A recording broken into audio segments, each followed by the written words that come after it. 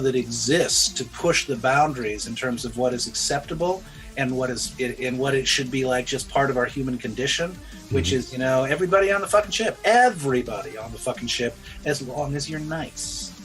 To me, it's like you can't be too woke.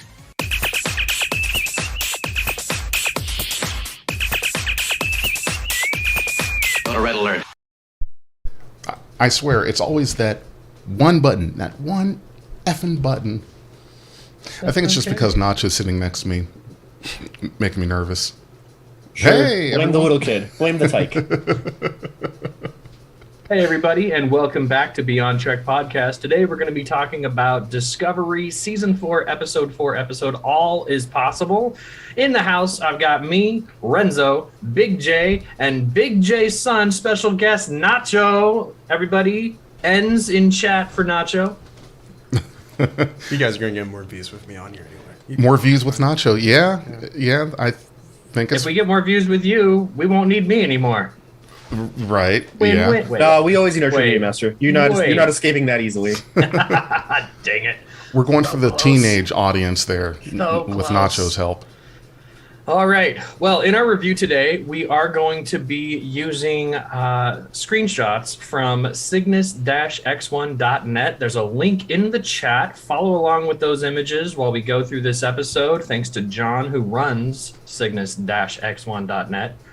Big shout out. We use you in almost all of our shows. And Renzo, take it away. All right, so episode starts a week after where the previous episode left off. Our review for that will be up online Monday, 7 a.m. for everybody. 7 a.m. Eastern time. Right. Yeah, we're going to have a long episode for everyone to enjoy. Very loopy. Late night recordings. Yikes. We should be banned from late night recordings, yes. Okay. So yeah, we open the shot with the Discovery over Navarre. Burnham even gives us a little monologue talking about the co-op Malad and the fast tracking of Navarre to rejoin the Federation. But she specifically points out the fact that she knows her crew's been under a lot of stress, so she is giving orders for people to rest and recover, that being intentional. So there's also lots of counseling sessions with Dr. Culber this episode. All stuff that makes perfect sense. It's got people under high stress, they need to relax after a bit. And, over Navarre, there might be some sightseeing and such going on, some shore leave activities, all the usual stuff. In particular, Booker is in need of this kind of respite because Burnham even points out that in spite of Tarina's mind meld from the previous episode, he's still pretty high-strung, still worked up, which makes perfect sense for the extinction of his planet and his people. So it can be a little distracting having that, but you're right. Isn't that just that's a good mental health thing to get a break, get some time off? Yeah, I mean, how many times can a crew save the galaxy before, they need some rest and recovery time, right? Well, I saved the galaxy before breakfast. I saved the galaxy before lunch. I went back in time and saved the galaxy before your grandfather was in diapers. I need 15 minutes right now. I need a spa day. That's what that would be. Hey, did anybody catch that snow globe in the opening? Yes. Reel? Yeah, there? with the NX-01 in it. It was NX-01, just chilling in a snow globe. Nacho, isn't the NX-01 your favorite Enterprise? Yeah, the Enterprise show is one of my favorites. Yeah. Well, it was good. It was good, but we can't talk too much about Enterprise or we will be off track immediately. So don't want to do that. But we can certainly say our admiration to the show and its ship design. It was really cool either way. So. Right? Isn't that what a podcast is? You don't go off script every once in a while? We always do that. Yeah, We'd go off script if we had a script.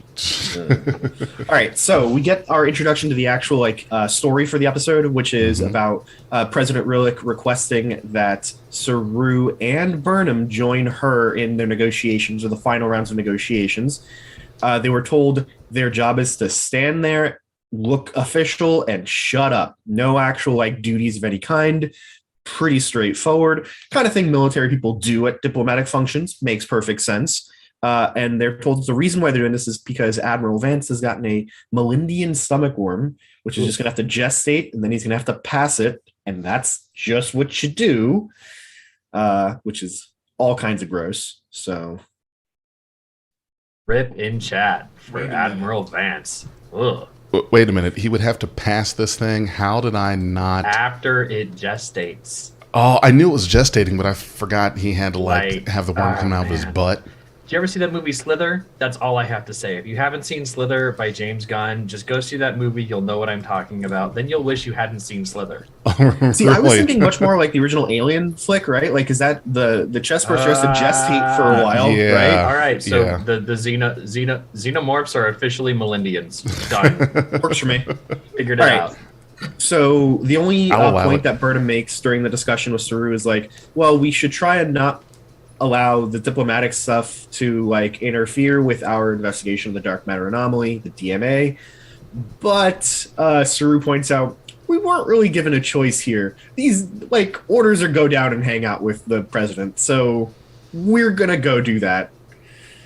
So that is our opening for the A plot on this episode. I couldn't Really figure like out. Saru's Oh, new uniform, like the little badge he's got. I think The that's so Kelpian cool. little tree symbol thing. Yeah. Now, is he? I think I keep getting this wrong. He is a captain, but is he also like the ambassador for the Kelpians, or just representative? What is that little? I thought that Not symbol on he this wore. mission. I mean, he's a part of the council of the Kelpian council, like their high Right. council. Right. Because he's like a distinguished, honored ultra elder. It's like 1,000 years old, according to them. Right. Yeah. Might as well. 1,000 years old. Reminds me something of Spock in the motion picture when he came back. Yes. Well, Spock was moody when he came back to the. Granted, sir. Dude. Granted. Yeah, no, I think Nacho's right though, right? Like we have a history of Starfleet officers coming back and bearing the badges of diplomacy or whatever things they did on the side, then coming back and just returning as officers.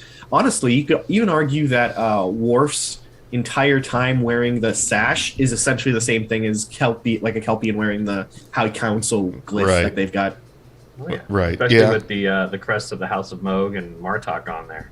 And also, you know, having two captains aboard one ship, we did that from Star Trek 2 to Star Trek 6. We had like 4 captains by the Yeah. time we were done. Yeah. Kirk, Spock, Scotty. Everyone's a captain. They're just, you're a captain, you're a captain. And the rest of your commanders, we're done. Sorry, Nacho, you're still a cadet.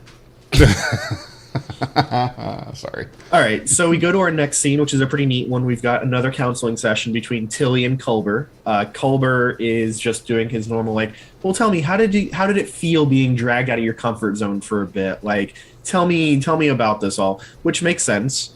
And we get Tilly's explanation that helping Burnham with the co-op Malat thing in the previous episode definitely helped her. She likes this whole the way of absolute candor thing she learned from the co-op Malat, which definitely fits her character. She's always been very forthright. So you give her like a moral or philosophical justification for being even more upfront.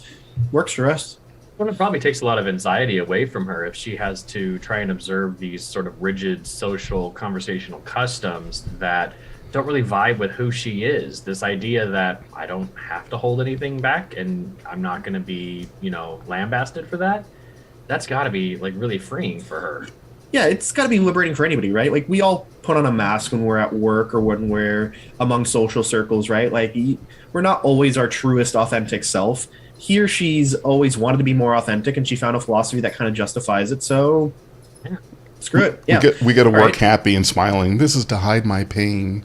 I do have a question for chat, real quick. A lot of people online were talking about how they didn't like the fact that Culber was sitting in as a counselor.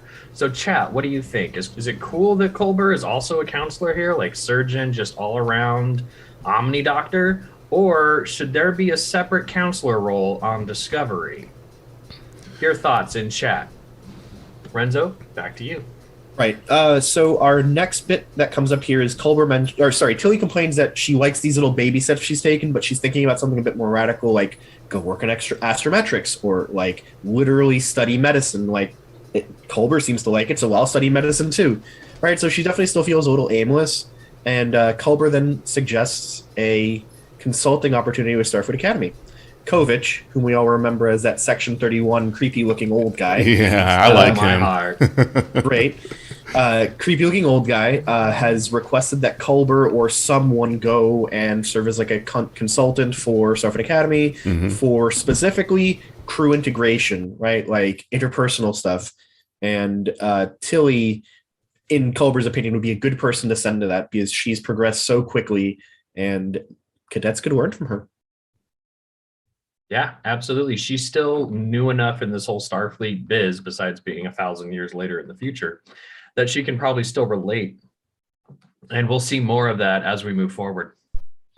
Yep. And at the very tail end of that scene, Culber even asks, though we don't know what the favor is, he asks Tilly to do a favor to him if she's going to go do the consulting thing. In the next scene, we figure out what that was. He wants Adira Tall to go on the mission as well, which, you know, makes a lot of sense. They did not really go through Starfleet Academy themselves. They joined Discovery straight out of the, like, Earth Planetary Defense Force. And though they have the memories of someone who has been possibly many people who've been to Starfleet Academy, they themselves have not gone through it. So, good learning experience for them. Did they just transfer for sure. from the Earth Defense or whatever that was, and then straight into they had to because the Academy's new, so they're probably pulling from. Where would they be pulling from though to get the Special Academy dispensation, captain's discretion? There's all kinds of honorary promotion opportunities for someone. Remember the Maquis people who joined Voyager's crew? Most of them hadn't actually gone through Starfleet Academy, but they all had their pips to wear afterwards, even if they were a different set of pips, but they were provisional crewmen. I assume that that's the same process that Adira went through, some sort of like rapid Starfleet inculcation kind of thing, and now, hey, you're in. Well, yeah, and given the fact that Tall carries the memories of a distinguished Starfleet admiral among other officers, Right. It would make sense to keep that resource very close to this Federation that was on the verge of collapse. That being said, though, we know that Jadzia Dax went through the Academy herself, even though previous hosts may have already known the things necessary to just, like, test through it, even if they didn't go to Starfleet Academy itself, right? But, like, you can't just test through Starfleet Academy. You have to go through it. Even if your previous lives have done so, you go again. Which, you know, that makes sense from, like, a egalitarian perspective. There's only so much you can get from the kind of memory that a symbiote would have that isn't replaceable through, or is, you could exceed it in practical application. And the formats Gray's change, hair. curriculum changes. Yeah, everything gets updated, right?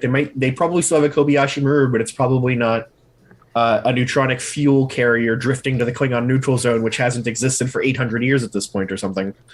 So, Gray's All right, hair cool. in this scene, love him so Yeah. much. it's gotten so long. Oh yeah, follicle stimulation is a thing. It's way Wait, good. Who has the? I missed the name you mentioned. Gray? Gray. Oh yes. Yeah, Gray's got new hair and it looks badass. I like it. I think it's a very good look. I like the hair.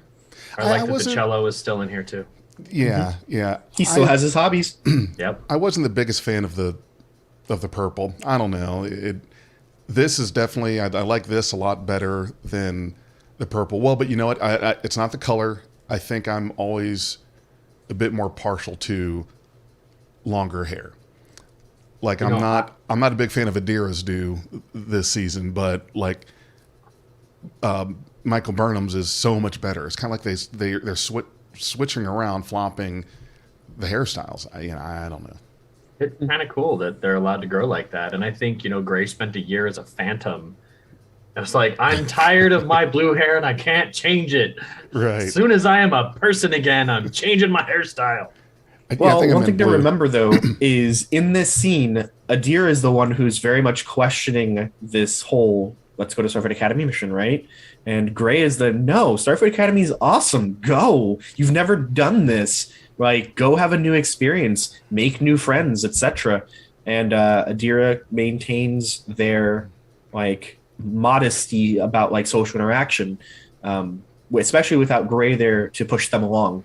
So it's an interesting scene between a couple, right? Like, one person motivates the other to get out there and try new things. So it's also really interesting because maybe that aspect of Adira's confidence has been dispensed through the Jantara.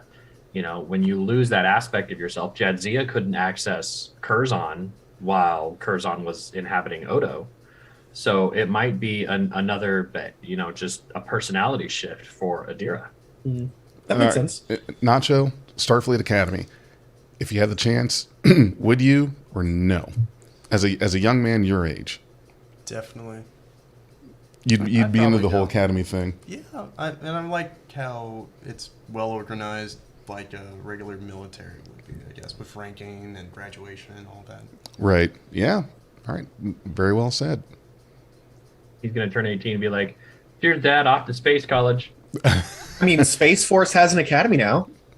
Oh God, Jesus. Space is that Yep. still going on? I thought. Oh Yes. yes, Space if you're Force. if you're 39 or younger, Space Force wants you. 39 younger. Right. Yeah. I'm going to send you off to Space Force. Why not older? I mean, Space Force can't do anything. I thought they just sit on their asses. They don't actually go to space. They don't send astronauts up. So yeah, it's mostly desk jobs, really. All right. So Binoculars. Yeah. our next scene is a cool arrival at Federation headquarters, where where Tall and Tilly are met and greeted by Kovich.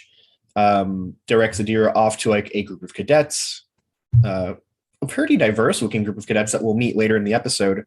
And there's a nice discussion about the point of this training between Tilly and Kovich, where we hear it's really about people who've grown up isolated and now trying to integrate them into a more interplanetary civilization again.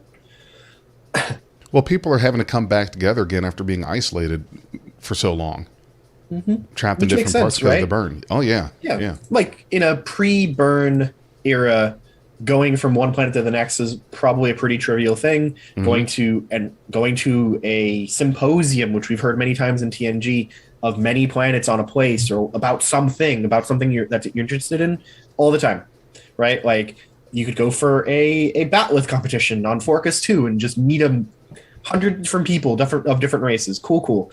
Without work, though, that kind of stuff just doesn't happen. No. You just made me revisualize that entire Batleth competition to be like not exclusively Klingon. Oh, I always assumed it was not exclusively Klingon. It wasn't? The planet didn't seem like a Klingon planet. That's just so cool. Well, it. It I mean, expands. you're right. Not that it has to be a Klingon planet, but for some reason, I had it in my head that if it wasn't just Klingons, at best might be Nausicaans, maybe Gorn, possibly Vulcans. You're For us talking old people who watched it when it first came out. We're like, if you use a Batleth, you have to be a Klingon, right? right. Wrong. What's happened at the Academy? Did we lose Renzo? Renzo's just frozen in place right there. Hey. Yeah, it happens. He just succumbed to a Batleth tournament. So while we wait for Renzo to re-render, we're going to check out some more of what happened here. Everybody gets on a shuttle, and Tilly is trying to be like super chill and cool. And that ends up kind of backfiring as nobody in this cabin wants to talk to anybody. And yeah. Well, so they're all they're really just- kind of like grumpy and moody, and yeah, a little bit. they probably haven't been off their planets, their hometowns, or whatever you want to call it, in forever. Yeah. And so they are in a weird situation there. It's awkward as heck. And now Renzo's back. Yes, the problems of live events. Yeah, it happens. Was Tuvix Sorry about involved? that. Nope, not at all. Just the internet abandoned me for a second there. Damn internet. It's a mistake. We should turn it off. Well, we thought you didn't pay your bill. Okay, but Renzo, we were just talking about all these cadets in a confined space being awkward and Tilly trying to be a bully and it just backfiring on everybody. Oh, did you bring up the whole, like, let's introduce ourselves discussion? We weren't there quite yet. Okay, cool. Then we'll get to there. All right.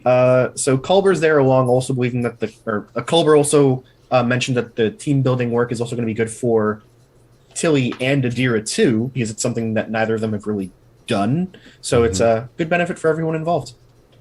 I like the team building aspect, and Tilly is the perfect choice for that. Yep. And like we've seen before, she is super adaptable. Like you put her in any situation and she tends to like handle it with grace. So, all right. So let's cut then to the next scene where they are on the shuttle, Shuttlecraft 11, which is a new design of Starfleet shuttle, which I really like. Everybody gets a seat. It's kind of spread out more. It's not all packed into the nose of the shuttlecraft anymore. So neat stuff there. Oh, you're right. They Yeah. were spread out a little bit. All It in actually the reminded nose. me.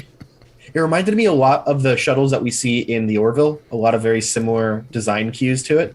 Yes. Okay. Yeah.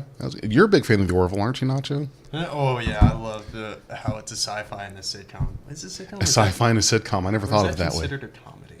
I mean, people argue that TNG's a sitcom in space. So TNG? Oh yeah, because it's all a big family. Honestly, in TNG, it feels not Right. true. My argument for the Orville is that it's not a parody of Star Trek. It's an homage because they take the things that work super well in Star Trek and just go with it, but they don't have a stick up their ass. So they make a dick joke here and there too.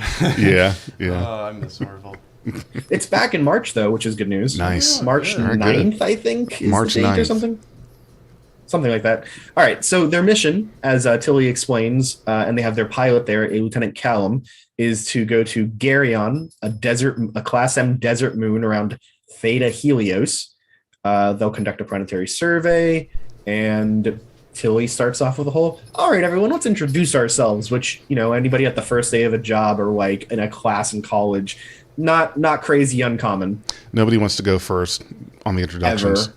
Yeah, so Tilly goes first and describes her background, then pushes it to Adira, and Adira starts to do the same, and then they go to one of the cadets, and we get a little bit, and then they go into an emergency situation.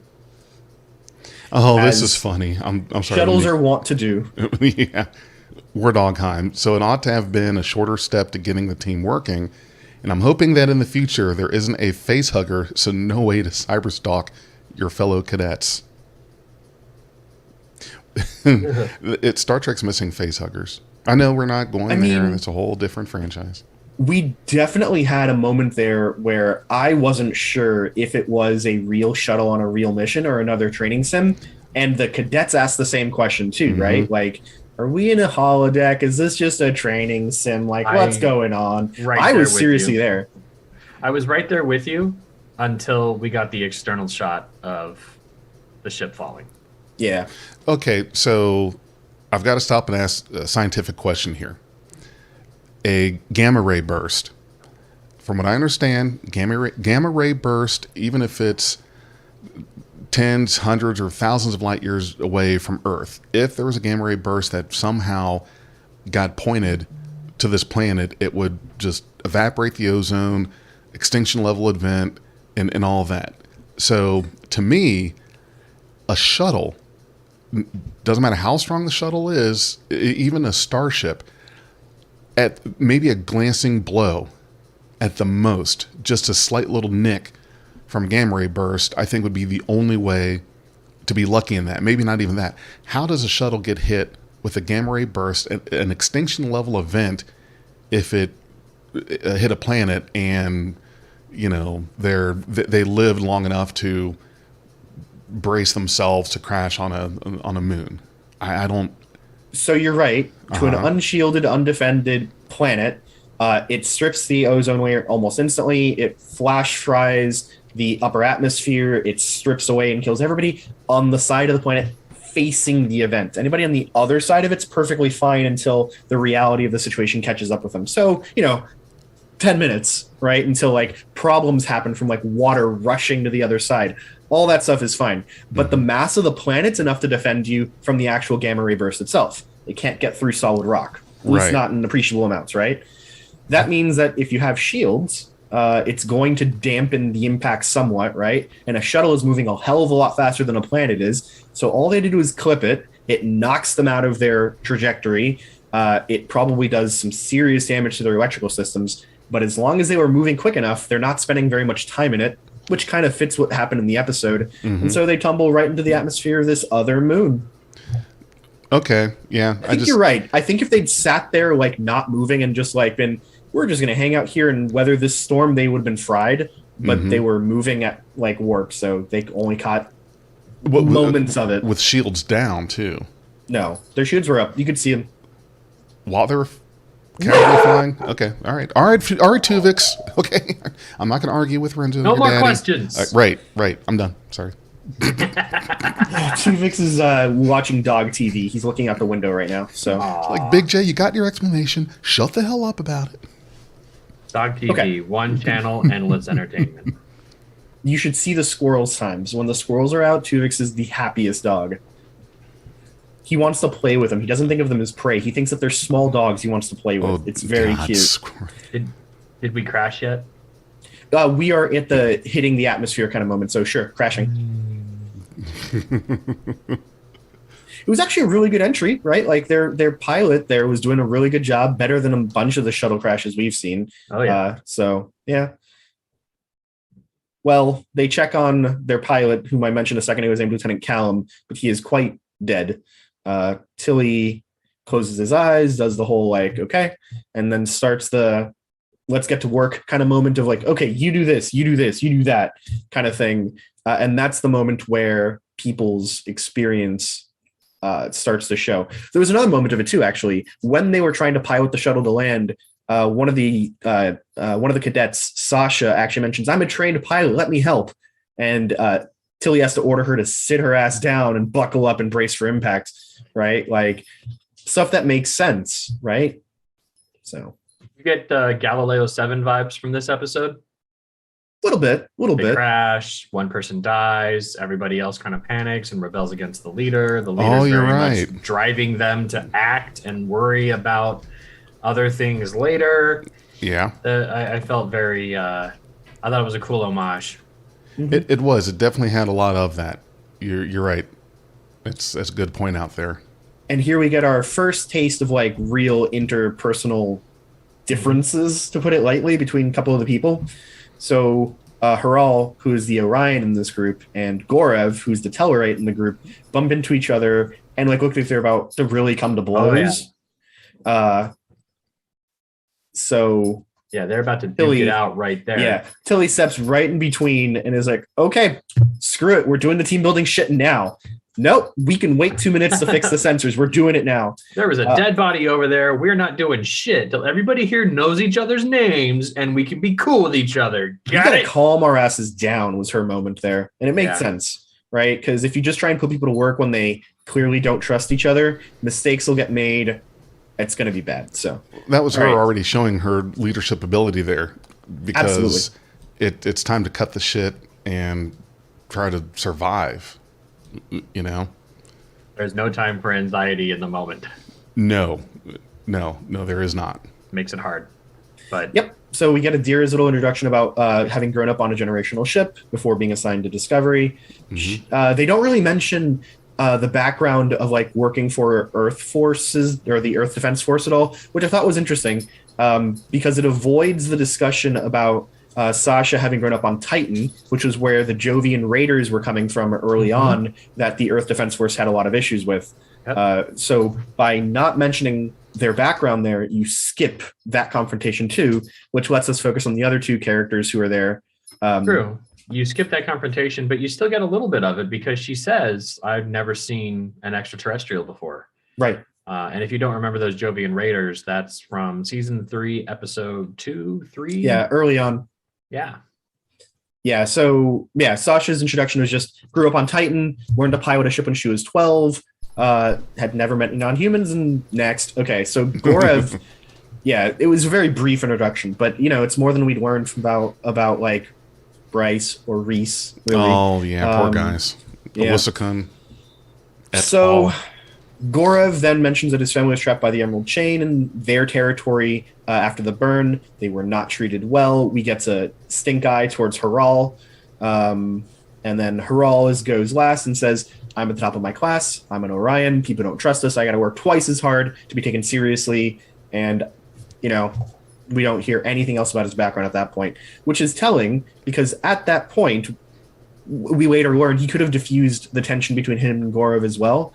But it sounds like he's trying to win people's respect without having to correct their misinterpretations of Orion society first. Interesting point there. Yeah. Here's a question I've got now, because Nacho, you're about in that age and schooling. So in your school, in high school, any examples where you've had students come in that have some kind of rivalry between each other no one knows about, and it's distracting, keeping them from work, causing a lot of conflict, anything like that? And how do they deal with it? Honestly, this problem with guys, there's no issues between guys. We solve it. Now, petty teenage girls, that is a whole different story. You all know petty teenage girls. Or teenage girls in general. That's scary. No, I mean, Mean Girls is a meme for a reason, Yeah. right? Like, yeah. that is definitely a cultural expectation. But I've seen guys come to fist fights after class, Oh, yeah. and then a week later they're friends, Yeah. but they that's still how we- had to come to blows. That's how we settle Yeah, it. that happens. But with teenage girls in the middle of class, if they're in the same room, they will like avoid any eye contact, any like if they face the same direction, like it's wrong. The whole environment's awkward and uncomfortable. If two girls don't like each other, it doesn't work. Especially if a whole group doesn't like one girl, Ooh. that's horrible. So teenage girls are the only problem in high school. Guys solve our problems. Yeah, I'll be honest. By the time of high school, I think so. My high school was pretty fortunate. We didn't really have cliques. There were like it was Really? there were 4,000 students. Every grade was about 1,000 kids. There were no real significant cliques. Right. The closest thing you could call to a clique is these are the students, the 900 of them that take honors and gifted classes. These are the 900 or 1,200 kids who are involved in athletics and band, and that's about it. Those are the closest things you can come to cliques. My lunch table was like a rotating cast of people that all of whom were my friends, but they weren't in the same classes, didn't really all know each other super well. So no cliques in high school. Cliques were teasing and bullying was pretty much not a thing at my high school. I was lucky in that sense. But middle school was a shit show. Oh, middle God. school was awful. Middle school boys are as bad as high school girls, I think. Oh yeah, Yeah. middle school boys are dipshits. I was one of them. You were a dipshit when you were I in am a middle school, dipshit. boy. You are a dipshit still. Oh. So you never grew out of it, but you're right. True dad love there. I remember getting in scraps on the bus rides home from school, and then half hour later, I'm going over to their house, be like, "Hey, let's go ride bikes." Yeah, yeah. Like a black eye or a bloody nose, whatever. Just fight it out. Yeah, no, this is probably where we need a woman to join the cast to tell us how we're all idiots and that we're Yes. wrong. Yes.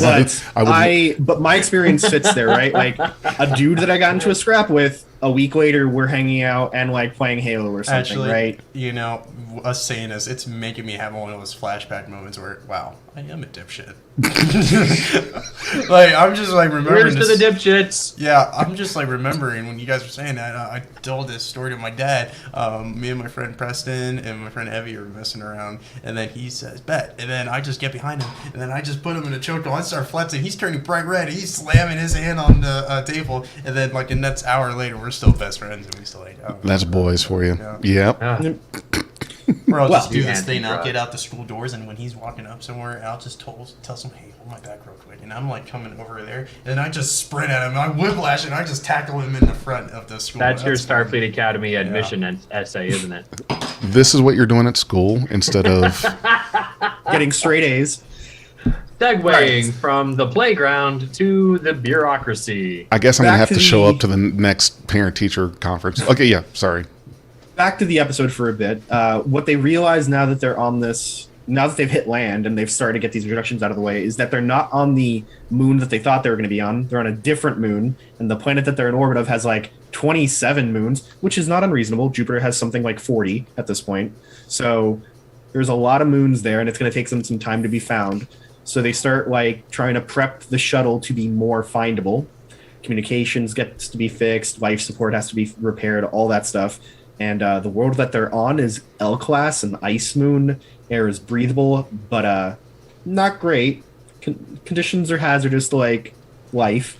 So they start to set things up in a quick rush. Well, wasn't the type of thing was a moon or planet that Kelvin Timeline Kirk got marooned on was L-class, just like this, because it looked like pretty much the same kind of environment. That's the one that's in the Vulcan system, Zeta Draconis or some shit. I don't remember. Something like that, yeah. Yeah. It was apparently close enough for Spock to be standing on the surface and watch what happened to Vulcan. So, Vulcan, a planet with no moons. Vulcan doesn't have any moons. Correct. Yeah, it wasn't the moon of Vulcan, but it was really close, apparently. Yeah. I'm gonna skip past that because I don't want to have that many words about it.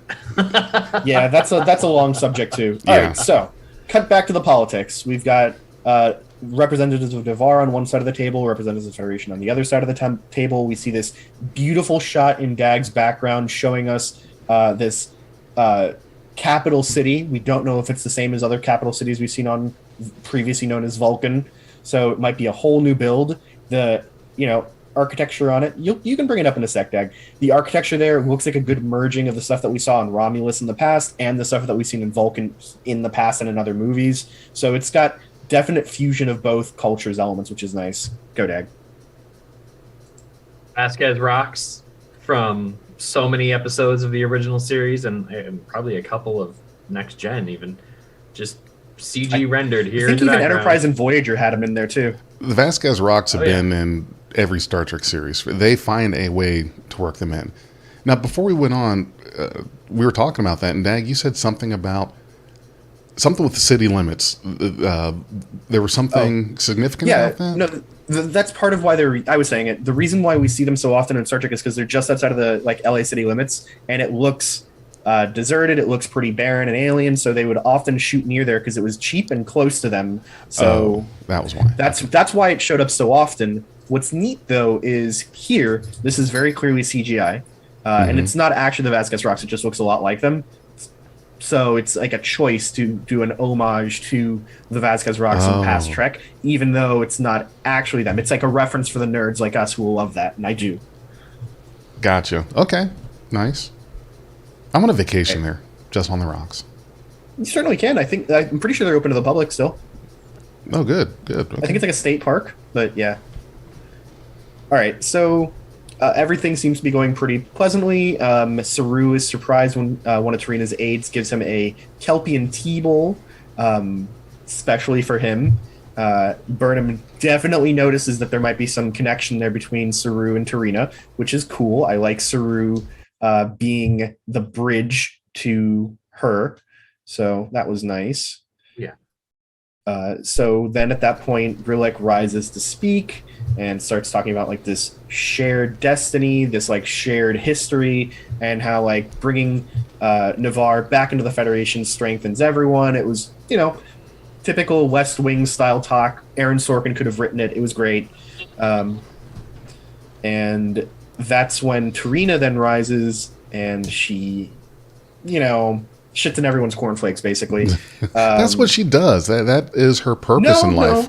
No. In most episodes, she's been pretty cool, pretty positive for things. But here, she's specifically playing a role, right? Like, she looks at the other Navarrians at the table, and there's clearly some sort of politics involved when she's saying these things. But what she says is, "We too look forward to this. We really want to join. However, we need this one concession, and it's non-negotiable. This must be the concession.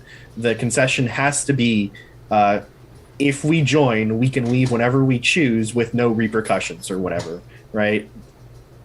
Without anything, right? No preconditions to do so." Not a big fan of a clause like that in either way. Right. It's also really difficult to spring something like that at the end of negotiations too, because it's meant to derail negotiations when you bring that kind of thing up. But again, Tarina looks at these people that are on her side, and it's very clear that this isn't something that she wants. It's just what she needs to say or do. As an elected representative of your people, it is of the utmost importance for you to represent the people, regardless of your own personal needs. Exactly. I think that showed a lot of strength on her part because, we learned at the end some things about this conversation and how it went down. And I'm really impressed with the way Tarina handled the situation. Yeah, it's clear that she's a politician, right? Like she has an electorate to which she is beholden to. Right. Makes sense, right? Like you got to do what your people want. But she's being honest about this request, the unconditional and potentially immediate exit clause. So that's rough. And Relic points out that that's not really a thing that we can do. That would not only weaken our position trying to get other new members in, but the ones who have already just rejoined, they're going to want the same thing too. That's going to turn the Federation from a Federation into a Confederation, and that's much less stable. So, well, and you don't have the trust element there if you know that all of your members can just dip whenever they want. Yep. So, it looks like things are getting heated for a moment. Tarina looks like she's about to storm out. Relic definitely looks like she's about to storm out. And Burnham then rises, the peacemaker here, noting that with all the work that we've done here, guys, let's be logical about this. Let's not forfeit all this hard work for one disagreement. Tarina then kind of snappily responds that Navarre was without the Federation for more than a century. We'll do it for another century until you guys can agree to our terms. And the DMA doesn't change that. And then end of meeting. Yeah. I like the uniforms here. They brought back those Romulan shoulder pads. I was wondering when we were going to see the Romulan shoulder pads. It's got the flowy Vulcan robes too, though. So it's, again, everything that they've done with Navarre has been a really good blend of Vulcan, Romulan stuff. So good looking out. Yeah. Yeah. It's so great to see that. What feels like a genuine forward flow of what was set up in TNG, and to a real lesser extent DS9, and some in Picard, just to see this flow towards a union between the formerly Vulcan and Romulan people. I mean, they definitely sort of skipped that interesting question about reunification, right? Like, how did it actually happen? What was it like for the first few years? What was the first Romulan passenger liner to arrive at Vulcan like? Like, how were they welcomed? Were they put in camp? Like, what did that all look like? By skipping forward 800 years, we don't get to know any of it, and people may not even care at that point, right? So, yeah, it's interesting that because they're telling it this way. Anyways, last bit to the scene, Burnham looks kind of distressed, tells Saru that he needs to go talk to Tarina to find out what's actually going on, and then Relic calls over Burnham, looking none too happy about her having spoken out of place when her orders were to stand there and look pretty. So, all right, I've got a question. Excuse me. This particular one I don't think fits anywhere, but I keep forgetting to ask about it. And it's kind of related to this. They're talking about different Federation members or yada, yada, yada. I think it's strange, maybe I'm the only one, that there has not been any word mentioned, nothing about the Klingons. What is going on with them? They seem to they don't even mention it, nothing, at all. It's probably there's probably a reason for why they haven't brought them up, but we don't know what that reason is. We've heard not a word. Honestly, with everything what was it? The Final Frontier with their issues and all of them, honestly, in the burn with all their supplies and everything, they probably either died out or having issues. Actually, here's a terrifying thought for you. Remember, Praxis, the moon that was in orbit of Kronos, mostly exploded in the undiscovered country. Mostly, yeah, but about good half of it, yeah.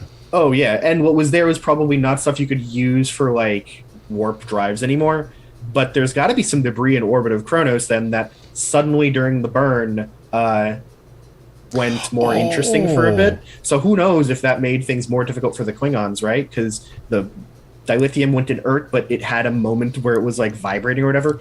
That shit might not be good for your upper atmosphere. Who knows? We don't know. We just don't know. But yeah, I'm hoping that they give us more explanation about races that we know and love from the other shows in future bits of Discovery. Maybe we'll have an episode where we visit Cardassia Prime or Ferenginar.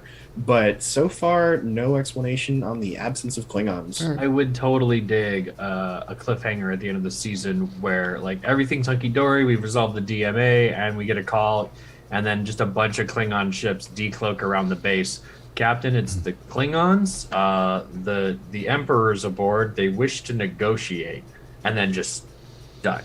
Next season, we'll find that out. Are you sure you wouldn't rather be Pakleds? Are you sure you don't want Pakleds to do that instead? Get out! You're fired! We need a new co-host! No, here's what I would do if I wanted to put the fandom in just straight Civil War. Dag, I like your cliffhanger idea, but when the Klingons show up on screen, they're the smooth heads. Okay. Like TOS style Klingons? Right, yeah, TOS style Klingons. Yeah. I'm sure I'm probably going to start getting death threats. The only way that they could survive was by reincorporating the ancient augment DNA. Don't do it, Dag. Wardog, I am definitely Don't shipping do it. Tarina and Saru. Just so you know, Wardog, I am down with that ship. Yeah, I definitely think that's becoming a thing. He's a bit tall for her, but okay. He's a bit tall for everyone. Says the guy who's 6'5". understand that. Yeah. All right. So back aboard Discovery, we've got a great scene with Booker meeting with Dr. Culber at Burnham's insistence. Really, I don't think he was really given much of a choice on that one.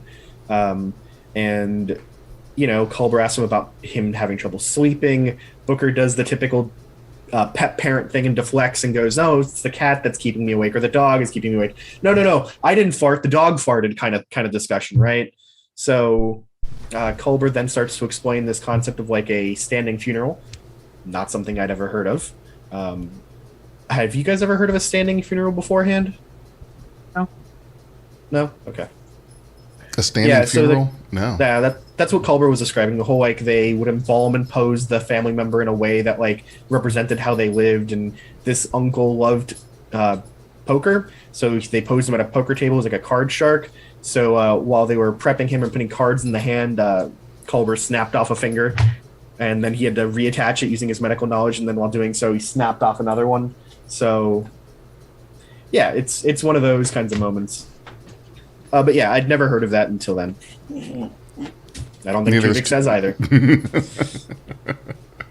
Okay, so Culber here shows off that he's definitely been learning about how to be a counselor. He mentions that during conventional therapy, the therapist is not supposed to share their own stories. It's supposed to be a place for the person receiving therapy to only express. But here he shares this story, and it's a way to like help make a connection between therapist and therapy person. You mean a patient? Patient. Yeah, that's Good the job. word. Good job. All right. All good there. Yep. Listen, English is a difficult language. I can't It was remember really all the great, words. and Culber even explained it. He's like, we're not supposed to do this normally, but we all live on this ship. We all sort of know too much about each other already. So, here's hoping that the connection matters more than this kind of like professional lapse in decorum.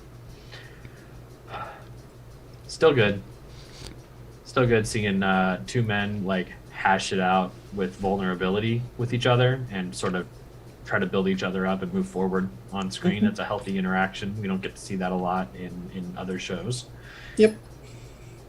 But yeah, so Culber suggests that they try a different approach too. That there are other things that Booker can do that might help him progress, and he goes pretty accepting with it. He says maybe, but he seems like he's willing to try it. So,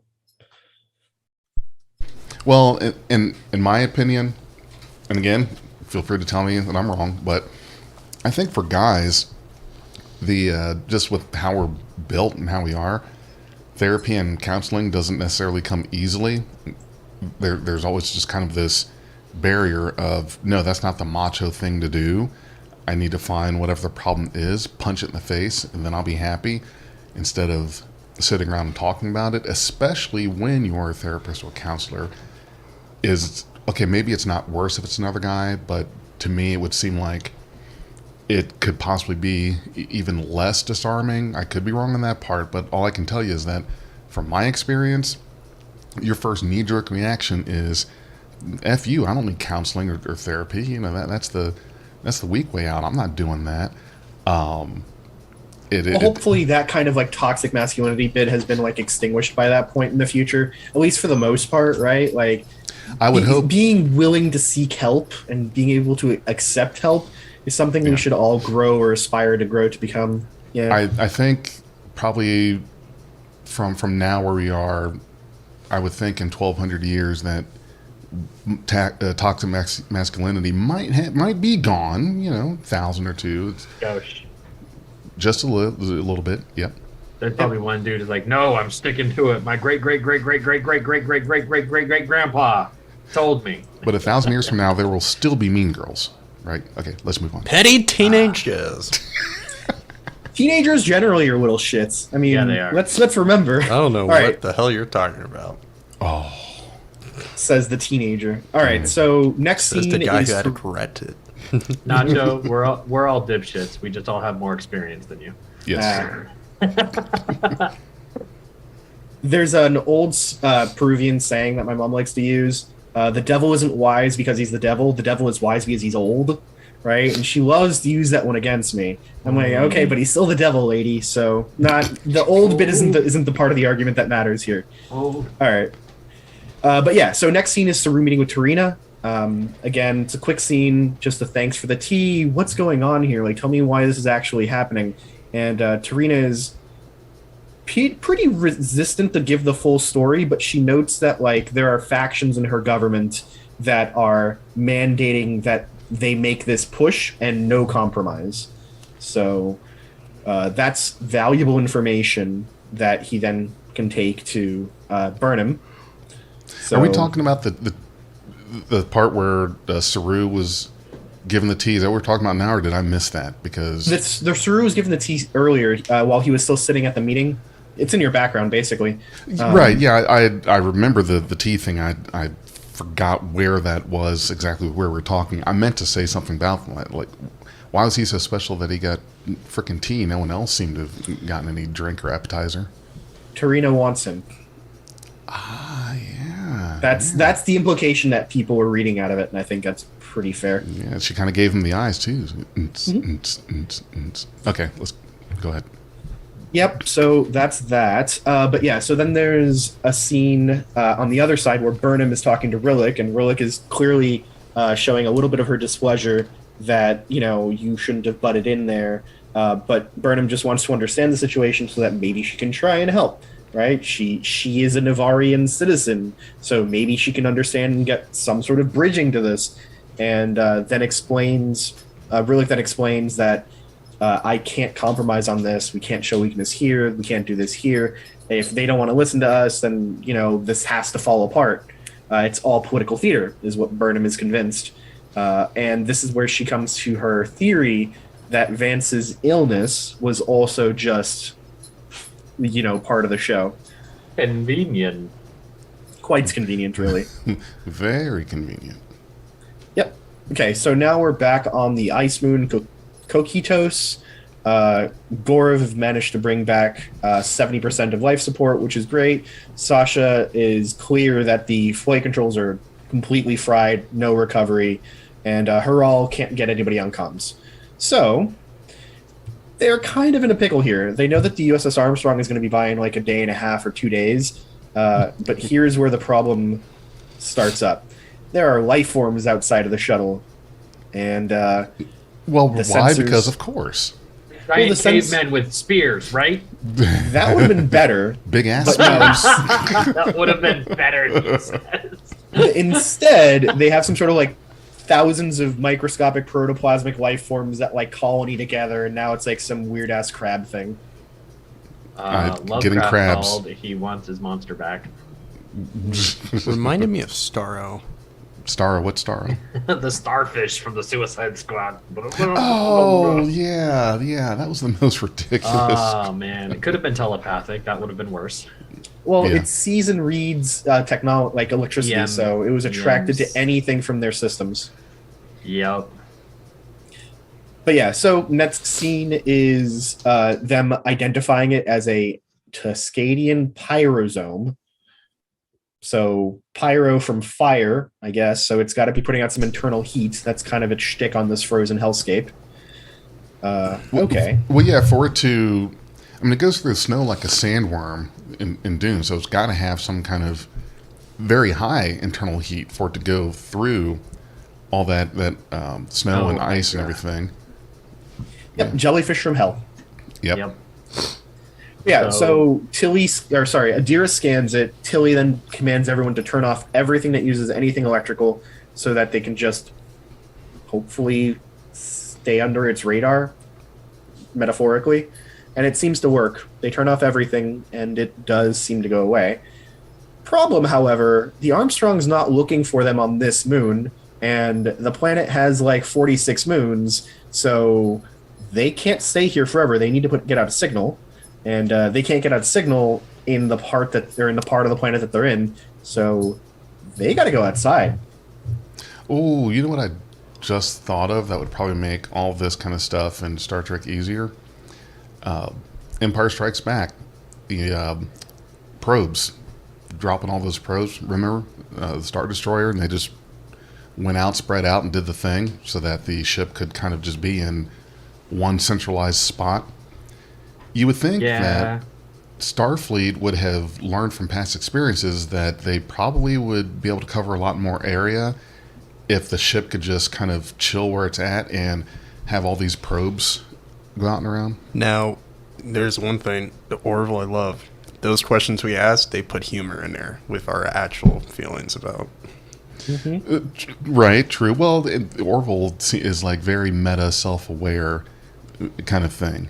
And to me, it just seems odd to me that in a future where your warp nacelles have this Bluetooth connection to the rest of the ship, that they don't have these searching probe droids that they can deploy.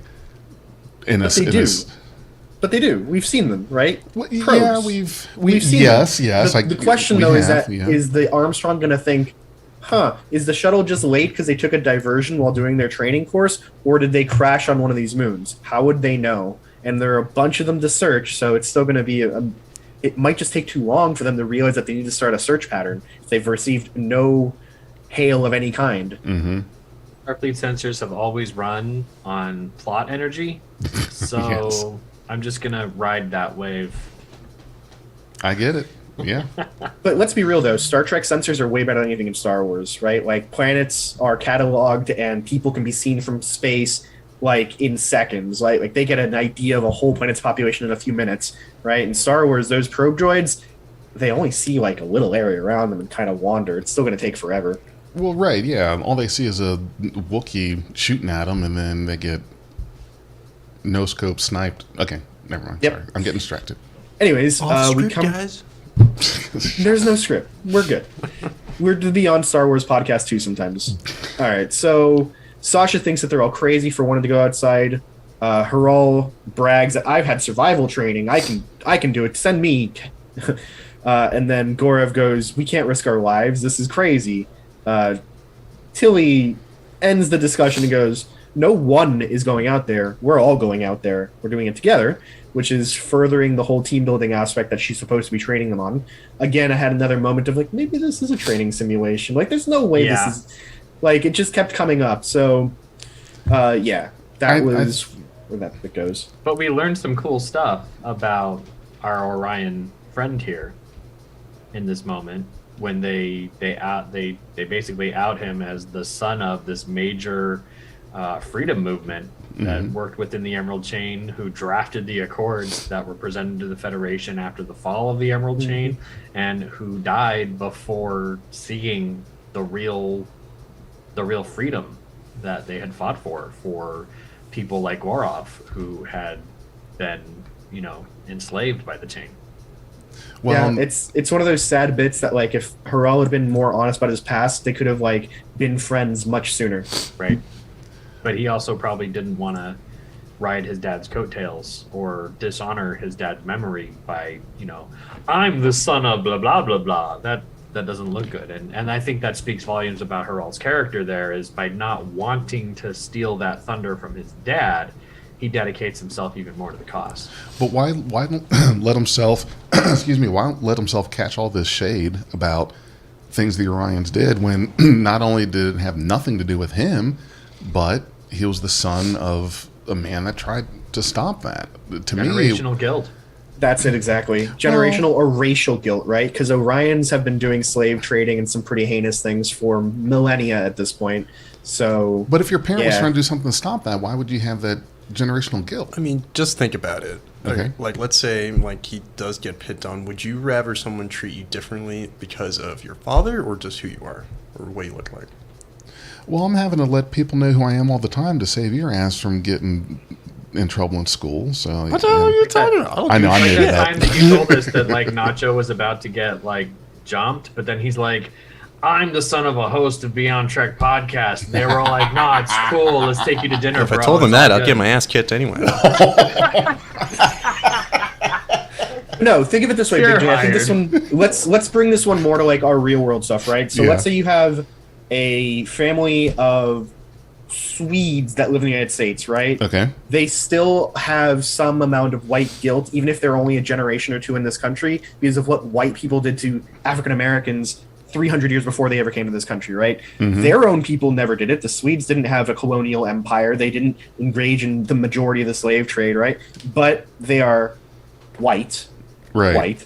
So they would get some of that like shared racial guilt for it. Similar thing here, right? Haral's dad might have fought against the Orion slave trade or the Orion Syndicate and the Emerald Chain, but he's still an Orion, so he still feels some level of racial guilt for it. So he's not going to be the first one to go like, well, hold on.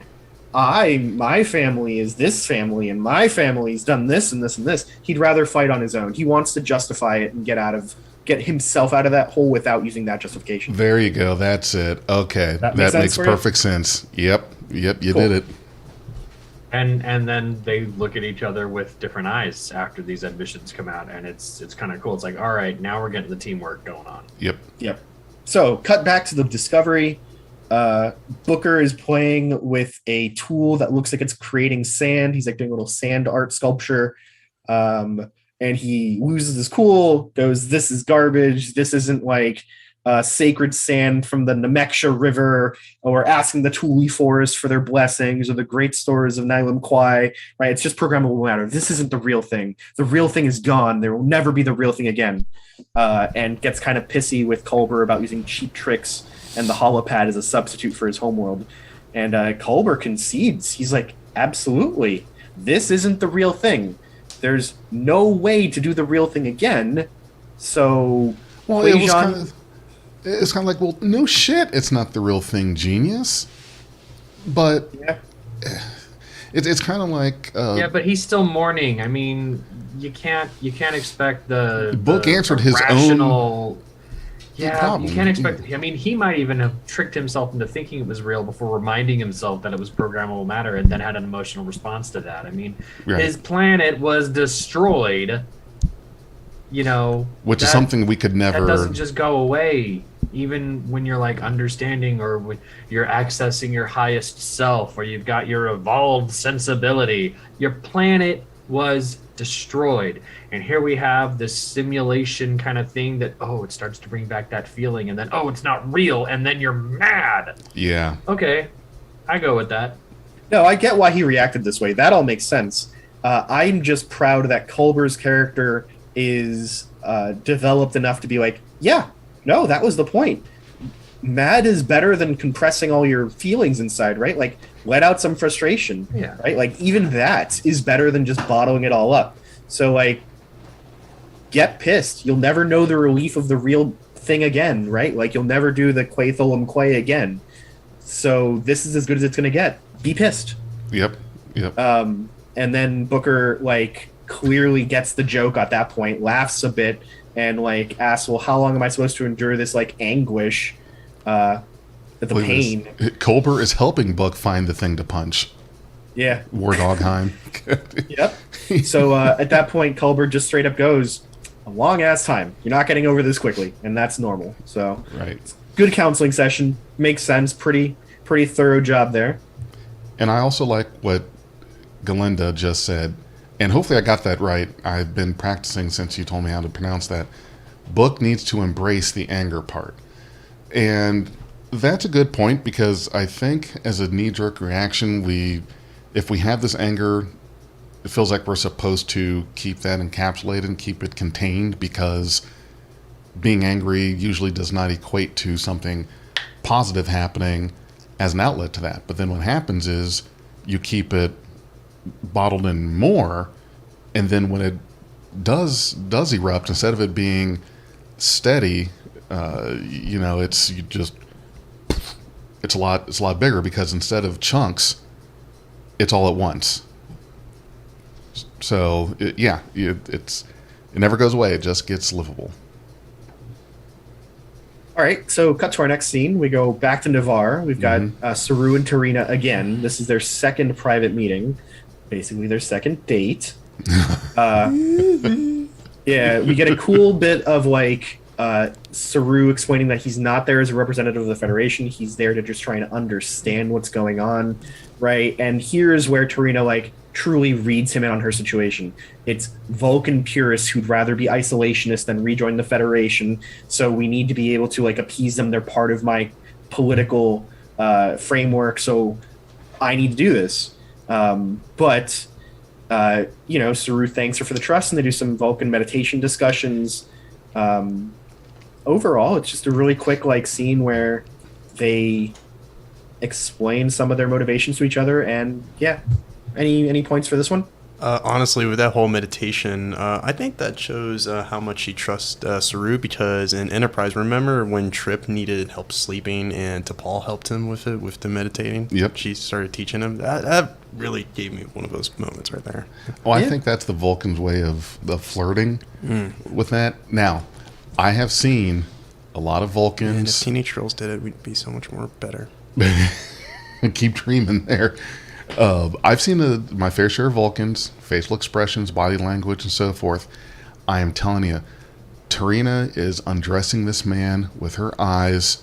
There is something there. It's the Vulcan way of, yeah, we're gonna go out and you're gonna get some. That's just me. That's what I see. The only time I can think of a Vulcan looking like that similar is like Savick looking at Spock, right? At moments during like the search for Spock, like there's some real like awe and like desire there for sure. For sure. Savick, well, but you and I and we all know what happened on Planet Genesis during Star Trek 3. Listen, Ponfar is Ponfar. We don't discuss it. Except every 7 years. Right. Yep. So like Vulcans touching hands, super intimate gesture. What happens during Ponfar stays with Ponfar. I just want to say, I am sorry for reacting like that. I'm just sitting here, and out of nowhere, this stink fly just flies in out of nowhere. It's on the desk, too. I just want to... Knock it off the desk. I don't want it walking up on us. Come on, wimp. Just, no, not with the Barbie. Use your hand. All right, entertaining. So, yeah. Our next scene The Barbie is my daughter. Sorry, that was just completely out of context. She has these sitting with her when yeah, that came out wrong. Yeah. Okay. No branded material on screen. You mean besides the comm badges and the T-shirts? Okay. Hey, all right. Brad. Back to Discovery. We get a scene with Burnham talking to Relic in Hollow in her ready room. Again, she's trying to convince Relic to come back to the negotiating table, but she can't budge from her position. But what if a third party offers a compromise? You know, a party that is neither Navarre nor the Federation government, so maybe they can consider that. And then Relic asks to hear Burnham's proposal. Cool. End of scene there. Our next one is back on Coquitos. The cadets are escaping to that high ridge with Tilly. They're looking out for the pyrosome. They start hearing some thunder and start seeing some lightning. It's called spider lightning. Yeah, and it can like reach for hundreds of kilometers or something like that. Weird. Spider lightning. That's like the and last we hear thing. its name right before we get to see what it does. Yeah, well, apparently, you guys remember the parasitic ice from earlier in the I was last right season? there with you. This was weird. Yeah, this seemed like a lot like that. What's with all this weird stuff that they're coming across and finding? Like Space is very big. And it's dangerous. Space is big and dangerous, and everything's like trying to kill you. I think that's it. I think they're just giving us things that are totally unreasonable or unrealistic just because space is really big. Let them use their imagination. I'm down with it. I do think it's kind of strange that lightning causes parasitic ice to expand rather than actually frying it or melting it, but True. Yeah. All right, so next scene further in the scene, they're talking about it, and they're still rushing towards the bridge or to the ridge, and the lightning strikes next to them. It melts. Maybe it melts the parasitic ice, and then it like rehardens because the planet's cold. Maybe that's how it expands. Whatever. Either way, Adira gets caught in it. That's the point of this. Right. Which, I don't know. That to me, it's a plot element. Yeah, it's fine. Of course, you end up getting It stuck could in have just ice. as easily been like quicksand, right? Like something Yes. that stops them from moving and makes them have to work together to save someone. Yep. Yep. They But use yes, that medical band tape to create a harness. yeah. I mean, they used Possible. programmable matter. It was pretty sweet, actually. Yeah, no, it was a nice mindful moment callback because she had tried to use that to save a life before and it didn't work. I like the whole idea of the programmable matter, and I like how it's being applied and used. I'm just worried that it's going to be the MacGuffin. No, not the MacGuffin. What's the thing where you always have this one item that does everything you needed to do to get you That's out of... MacGuffin. That is MacGuffin. Okay. I'm afraid it's just going to be the MacGuffin of Discovery now. Programmable matter. It solves everything, every situation. It's Which is certainly what one it- of their MacGuffins. it's I what mean, it's that's supposed what to do. transporters are sometimes. Right, and I get it that this thing is literally supposed to do or be whatever you need it to be. That shouldn't be a problem. That's like why it was created. I guess I have to get used to the technology that we're used to seeing in Star Trek being a lot closer to magic than what we thought Any it was. sufficiently advanced technology is indistinguishable from magic. Yes. Right? And this stuff is 900 years further along than most things we've seen in Trek, so it's gonna look pretty magical to us. I'm down with it. Anyways, this also had a nice bit of a scene where Haral suggests that they find a cave and wait out the storm with the spider lightning, and Sasha's sarcastic and goes, "Genius idea," and Gorev is also like, "Not gonna work. We just need to keep going." So there's still conflict going on between them. Yes. So, but yeah, I mean, okay. Here's where they use the programmable matter, a bandage roll. All of them pull except for Sasha, who's supposed to catch Adira when they are pulled out from the ice to keep them from falling back in, which would have been worse. And yeah, it's a good scene where they're all working together. And here's where we get the reveal scene about Haral's dad being Bashorat Haral, who'd been attempting to liberate people. So here's where that discussion happened, which is great because now they've just gotten past one crisis. They work together to save someone, and now they've got a further motivation to trust each other, building right on top of it. So Tilly, I think, I don't know if she timed it best, but she used this knowledge at a good time. It strengthens already nascent like bridges between people. So Yeah. Well, and they end with Gorov's hand on his back as like a symbol that, all right, we're cool. yeah, it's definitely a good thing. And even Sasha looks at Haral with like newfound respect in the same scene. So All right. Yeah, that was a cool moment. okay, back to Navarre. Now we've got the reconvene between Saru and Burnham and then the Federation team and then the whole Navarrian representatives. And here's where we get this great presentation about like Saru saying that like in the past, it was difficult to trust the Ba'ul because of the culling that they'd done on his family and his ancestors for generations, for hundreds of years. But the Kaminar of today is so much stronger now that the Kelpians and Ba'ul are united. Burnham makes the same argument like, hey, Navarre is stronger now than it was, and it was just the Vulcans and just the Romulans. Every time that people get united, that is an improvement on both.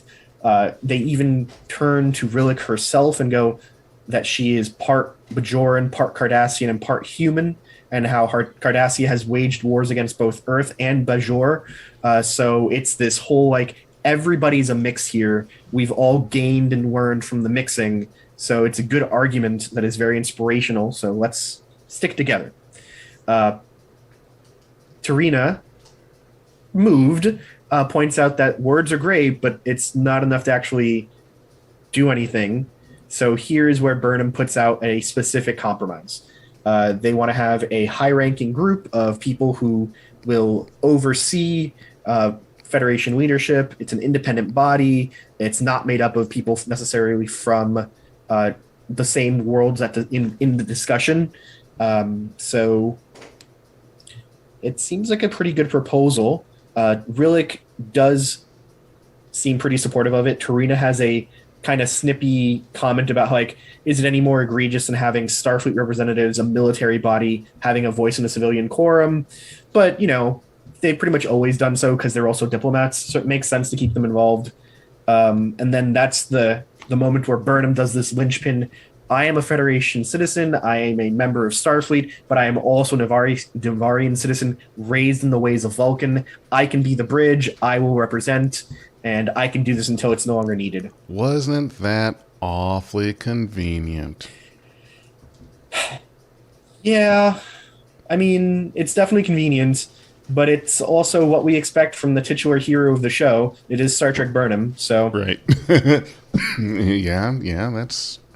You're hey, right. War Dog, Just saying. my thought on that one is literally like she looked up Relic at some point because we know that they've had a bit of friction, and then she was like, what's a Bajoran? Never heard of one. And then just clicks the link on that Wikipedia page and just reads up on Bajoran history, and then, oh, Cardassia, oh, that's the other part. And then just kind of like read up on it. She's been there for a while, so. Well, yeah, you're right. I was about to say that around the time that they came from, it wasn't that Cardassia was unknown, but all I have to base that off of is from the Kelvin timeline that there's even a drink being served in the bar that is Cardassian. So that, I guess, doesn't quite justify it. And then the prime timeline stuff doesn't carry because they had all that advanced technology that they learned from the Narada. So who knows really what it looked like? Right. So it had to have been something that she, and maybe they read up on history. I mean, if you're 950 years separated from where you came from, of course, that's the first thing you're going to do is look up what's all the stuff that I missed since then. Like, is Facebook still stealing people's data? What happened to my family after we left, et cetera, et cetera.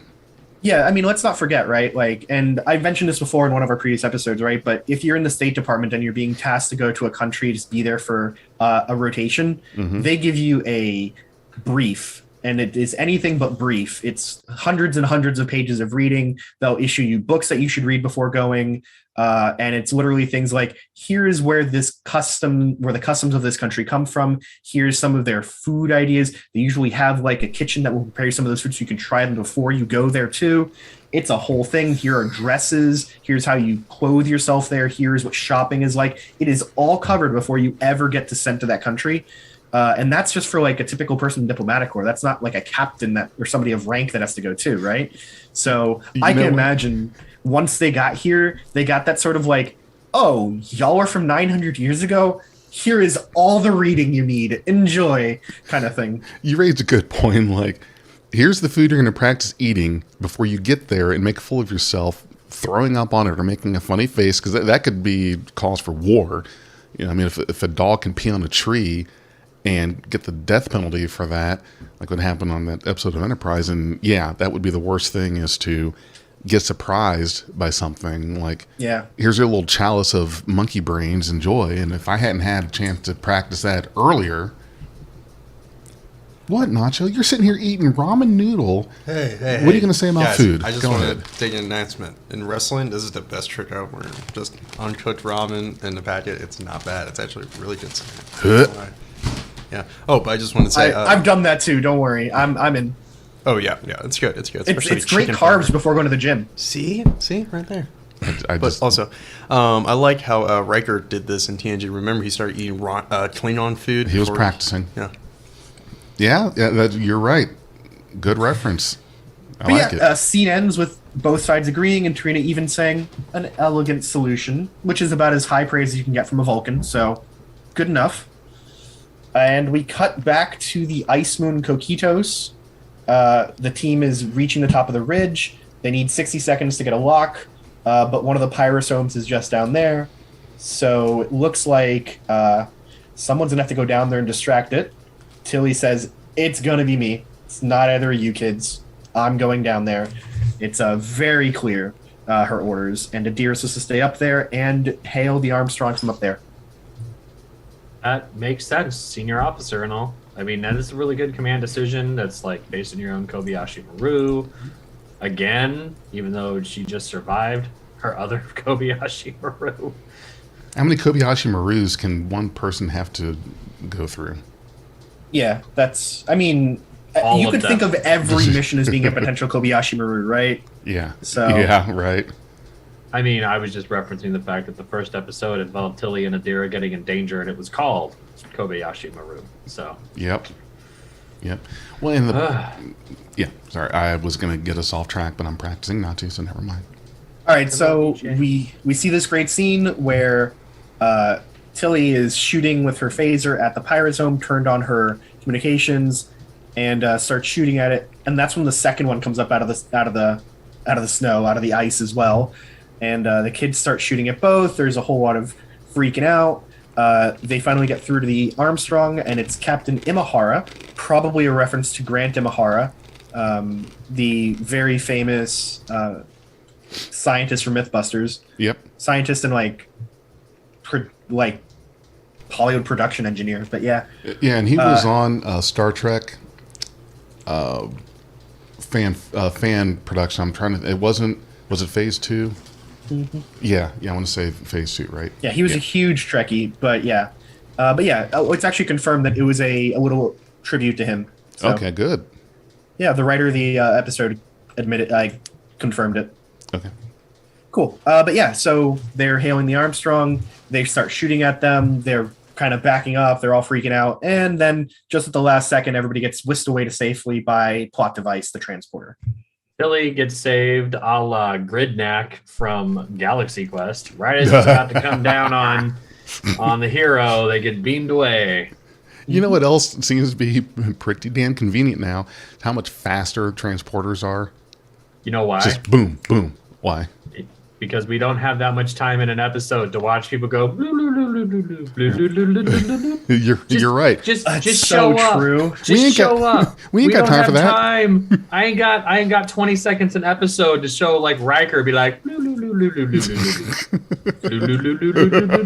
don't. No, ain't no. So our Yeah. next scene is the Armstrong returning to Federation HQ, which is my background. It's this lovely scene where like all the ships are tied up to each other with like little strings. It was pretty.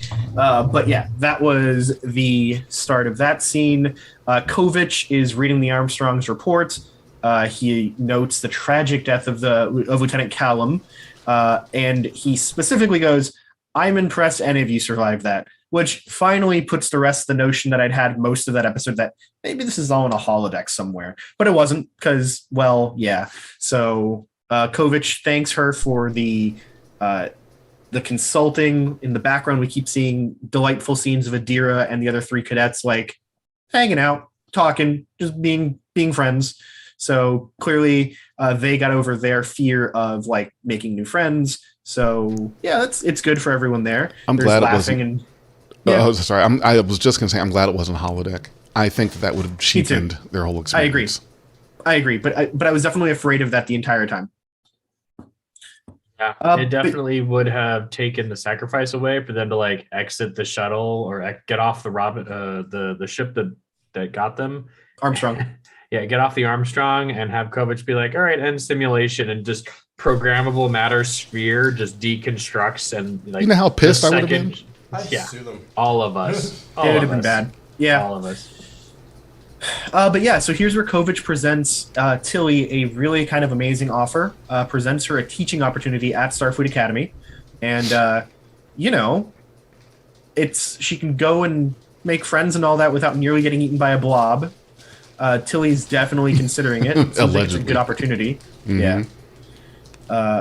Yeah. And then, she reunites with Adira and they start talking as well. Adira thanks Tilly for taking her to this whole thing.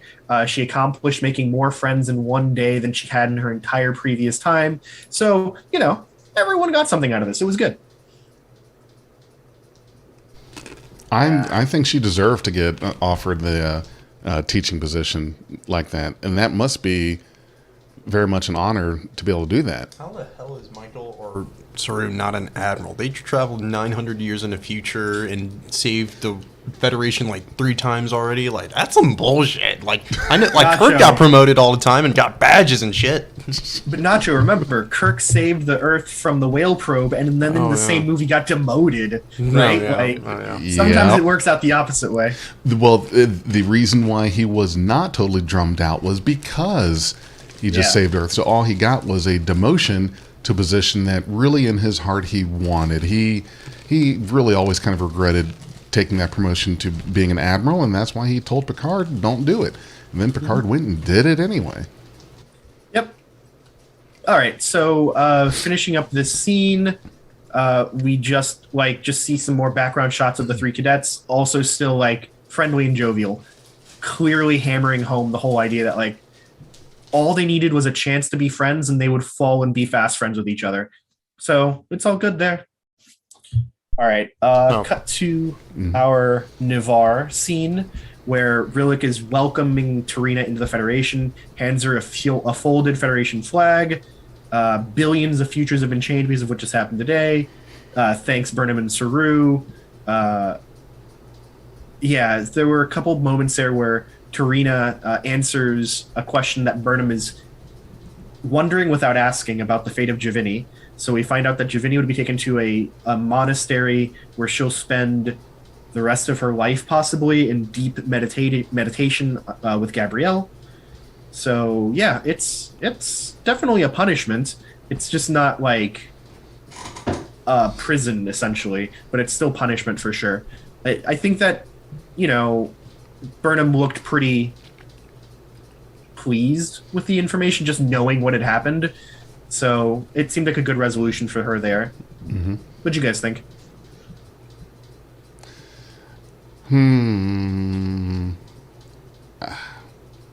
My brain just locked up.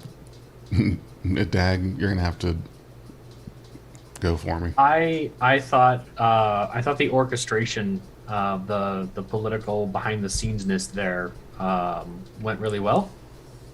I really appreciated it. I like the fact that Saru and Michael's suspicions about Vance were vindicated. Yeah. I like that Tarina really did want to rejoin the Federation, but as a proper representative for her people, had to pitch forth the points.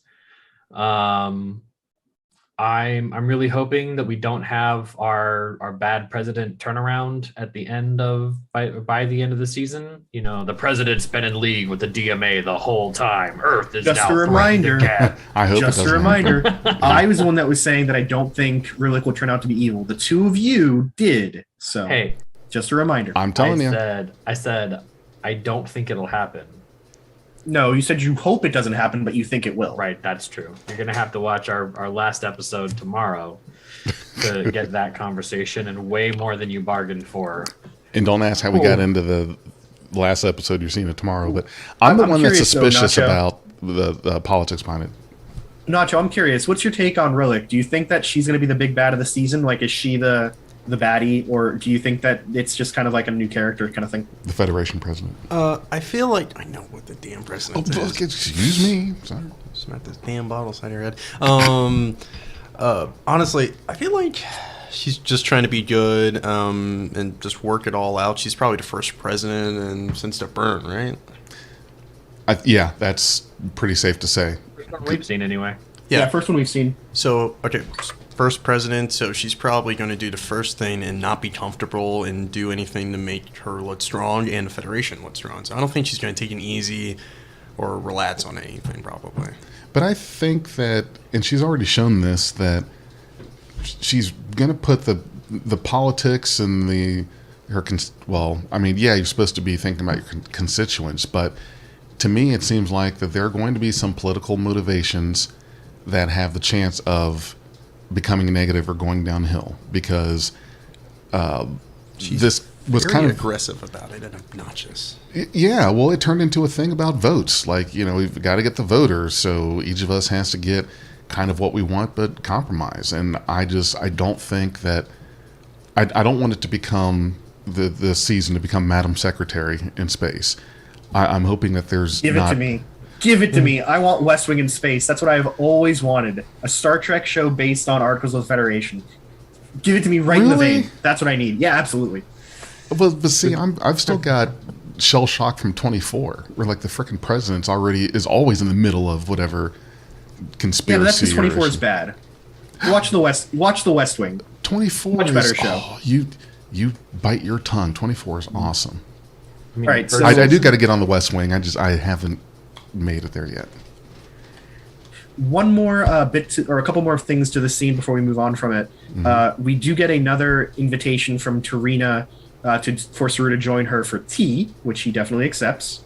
We also get a dude. conversation between Burnham and Relic, where Relic just straight up asks, Burnham just straight up asks, like, so how's Vance recovering from his illness?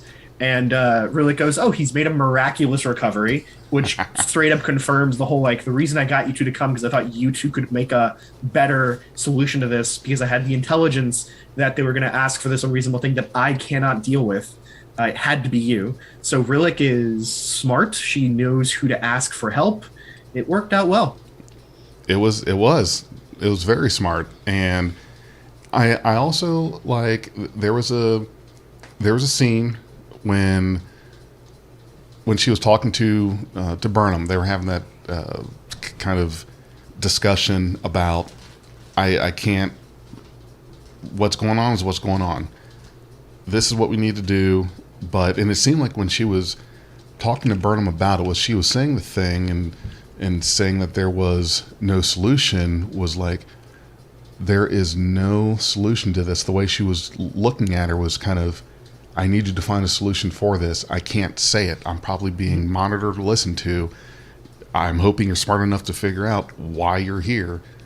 And, yeah, it worked. She was right. I think Burnham picked up on just the body language, the hinting, the lean in that, I need you to find a way to get us the hell out of this situation. But Relic does respond to that with a good point, right? Like, in her position, she can't always be transparent because it would throw off the dynamic that's necessary for the president to have, right? So Yes. she can't always tell the whole story. And Burnham just says, I am happy to serve you. I'm happy to try and further your goals and aims, but like, level with me a bit more, be more forthcoming. You don't have to be completely forthcoming, just more forthcoming. Yeah. Relic agrees and tells her that they'll see each other back at headquarters in a few days. So, I mean, that sounds like they're building bridges there. Mm-hmm. Got to start somewhere. Building bridges, building trust. All right, cut to one of our last scenes. Back on Discovery, we've got Booker back in his therapy sessions with Culber. Making sand. Making a mandala, I think. Sand meditation. Playing with kinetic sand. Yeah. Yep, and Booker definitely asks, like, so what do you do when you finish this, like, sand art? And Culber just goes, you wipe it away. It's what you do with mandalas. Like, there are Tibetan monks that will spend weeks, if not longer, building beautiful, ornate mandalas, and at the end of it, they grab a broom and sweep it all up. Yeah. So, Which, you know what? If you've seen the whole series, that was shown and happened in Madam Secretary. Remember that? I've seen the first 3 seasons of Madam Secretary. I didn't finish it. Okay.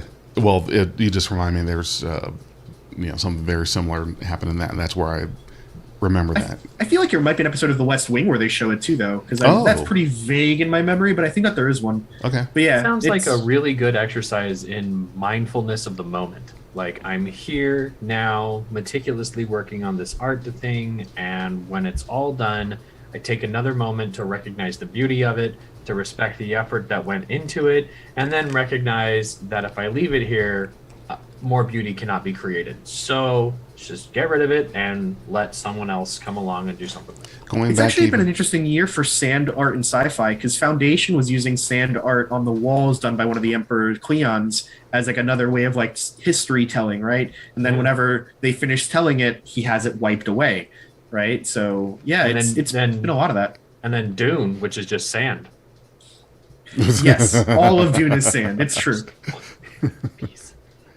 Giant stand grain in the middle. I'm sorry, I cut you off there, Big J. What were you saying? Oh, that also reminded me of the egg salad that I can't remember the name of Steve Carell's character in that, but the 40-year-old virgin. He's talking about that all the stuff he did making this egg salad, you know, all the spices, this was fresh and all that. Spent all this time on it, and then when it was done, he said, I threw it away. I didn't feel like eating it. Spent all that time making it and just pitched it. Sometimes the act of doing something is more important than the result of doing it.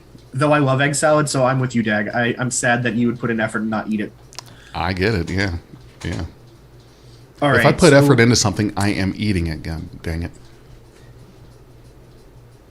Fair enough. There are many things. If it's food, at least. All right. Mm-hmm. So back to Tilly in her quarters, and Burnham stops in, and they have a really good, heartwarming scene.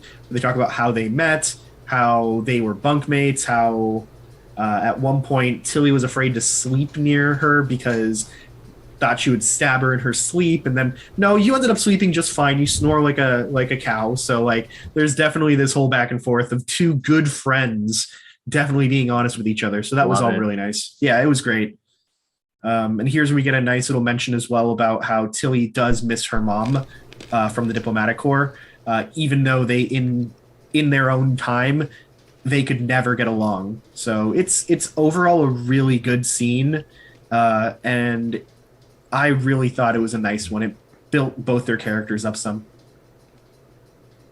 It was. I was surprised that Tilly took the offer to teach. I did not see that coming. I thought that was just going to be the whole Picard being offered the position at the Academy kind of thing, Riker being offered his first command sort of thing. You think about it all episode, but then you end up staying with what you're doing. That's what I was thinking was going to happen, but I was very surprised that she took it. She took that offer. Mm-hmm. Now she's leaving. So if we do have time for it and want to do that here, as we're just about done. That's one last scene. Oh, sure, yeah. Do you want to do that? Okay, no, I'll do no, that. let's go. Okay. Yeah, go ahead. Yeah, fair enough. So anyways, the discussion goes to the point where like Tilly is a little hesitant to leave. Burnham is supportive. Next scene is Tilly bidding farewell to the crew. Adira surprised to see Tilly's snow globe with the NX-01 floating in it, just sitting in the quarters with like the phrase "all is possible" on it. They look out the window and see Tilly's shuttle leaving, and they see her looking back, and then the shuttle goes to work, and away goes Tilly. I think it's an interesting place to take the character. I don't know how long she'll be gone, but I know that she is still in the normal cast of characters for the rest of the season, so I don't think we'll be missing her very much. But if she's gone for more than an episode or two, I want Noah on the phone, Dag, because I need an explanation, because Tilly's like my favorite character. You know, it's funny because I'm in his server on Discord now, so you know we can mainline. Yeah, hey, we could just be like, hey Noah, it looks like Mary hasn't been in a couple of episodes. Can she hang out with you for an interview?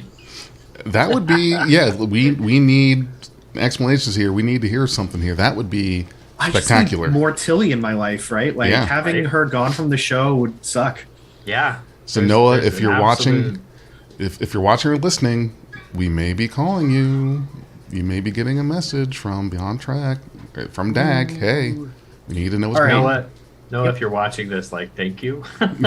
Yeah, definitely. All right, so we are done with the episode. Big J, you love to do the call-in line, so let's start it up. Is it time to do the cool thing? Yeah, it's time to do the cool thing. So this was what I wanted to talk about on the hotline. If anyone would like to call in, that number is 513-279-2344. I want to talk about Tilly. And did Mary leave the show? Is she gone? Is this just a kind of a plot thing? What's going on with the character? For what reason might she not be on the show anymore? That, to me, I was just surprised that this offer was taken. And as you know, which happens in Star Trek, is when a character suddenly gets an episode that's focused on them, in which they really hadn't that much, or gets more of a focus or spotlight, that usually means that character is out the door. So, yeah, Beyond Trek Depends on the show, Hotline, right? Like 513 TNG did focused episodes all the time. Well, 513-279-2344. Give us a call. Tell us what you think of that. Okay, but here's what was different about TNG and all the other series we've talked about before. The goal was to get that 100 episodes for syndication. You had all the time in the world to have all these episodes, have episodes about this character, these characters. Everyone got their own episode. However, because this is so different, the landscape of Star Trek, Picard, Discovery, etc., you don't have that time for those bottle episodes that focus on this character or that if you're not in the main cast. But hold on here just a moment. Ooh, do we have a call? Yep. We got a call. Guys, it's like Ghostbusters. We got our first call. We've got one. Who are we on the line with today? Oh, yes, finally. Wondering when you were going to be calling. Let's get this up a little bit. Okay, it's War Dog time. You guys hear him okay? Hey, War Dog. Thanks for calling. How you doing today? Well, I'm in North Kakalaki, getting ready to head home tomorrow. Okay. I'm going to have to go to Albany, I guess, next week. You know, life of a traveling engineer. Oh, yeah, that's got to be a rough one. So let's get your. You can't hear me? Yeah, we can hear you. Me? Oh yeah. We can hear you. We can hear you. No, we're good. I think I was turning the dial in the wrong direction. I need to start wearing my glasses more often. Okay, so question that we've got for you, I'd like to get your take on, and we were just talking about it, that in the old days you can have those episodes that were about a character that was not, the main character per se. Now, however, when that happens, it usually means that someone's on the way out. For example, Arium, suddenly out of nowhere in season 2, we had a whole Arium episode. That was completely out of place. And sure enough, she was a goner there. And then in season 3, we had an episode that was focused on, what was her name? Had the thingies that Syra? breathed out of. No, not her. You know what I'm talking about. None. No, but Yeah, we Nan. want to get War Dog Yeah, Heim's Nan. take. What does it mean? Is Tilly gone forever? Right. So now we've got a whole Tilly episode, and previous to this, anyone who had gotten their whole episode, that was the last one for them. So what are we thinking here with Tilly? Well, think back to TNG and the departure of Beverly Crusher and the bringing in of Dr. Pulaski for that whole season, right? Right. And then Pulaski said, okay, or I can't remember the lady's name, Diana Muldaur. Yeah. She said, okay, that's enough. One season's enough. Better bring in that redhead again. And Right. so they brought her back. Now with Tilly, Mary White, A whole different redhead. said that she's a whole different redhead, and she has said that she is not gone, Okay. and that she is coming back. She will be back. I know that there's a big thing that she's doing. I guess they finished wrapping most of their production, and that she's doing a big play on Broadway or something along those lines. Okay. So it's written in because there's some kind of maybe scheduling thing coming on, and they found a good way to have the character go do this thing, enhance the character, and accommodate the schedule. But it's interesting you bring up about Gates McFadden, and the reason for her departure was more behind the scenes things. She had gotten fed up with Production. production. I don't think it was Gene Roddenberry directly, but it was there was some producer or other that she was having a problem with. And big problem with the producer. She left. Diana Muldaur came on. She wasn't all too keen about it. And by that point, the producer that Gates had an issue with was gone, and so they really wanted to get her back. She came back. So that was my thought watching this episode. Was I was thinking, oh no, Tilly can't be gone. What's going on here? I hadn't heard word one about Mary Wiseman having any kind of dissatisfaction or rumor of leaving the show. So, what you said makes a lot of sense. Yeah, I watched the Ready Room, and Will Wheaton